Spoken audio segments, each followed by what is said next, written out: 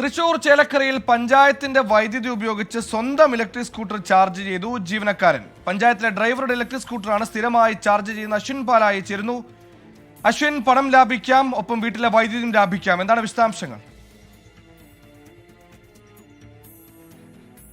കഴിഞ്ഞ കുറെ മാസങ്ങളായി ഈ പ്രവൃത്തി തുടരുകയാണ്. അത് മാസങ്ങളെ തുടർന്നാണ് നാട്ടുകാർ തന്നെ പഞ്ചായത്തിൽ നേരിട്ടെത്തി പരാതി നൽകിയത്. പഞ്ചായത്തിലെ വാഹനത്തിന്റെ ഡ്രൈവറാണ് ഇത്തരത്തിൽ സ്വന്തം ഇലക്ട്രിക് സ്കൂട്ടർ പഞ്ചായത്തിൽ കൊണ്ടുവന്ന് ദിവസേന ചാർജ് ചെയ്തുകൊണ്ടിരിക്കുന്നത്.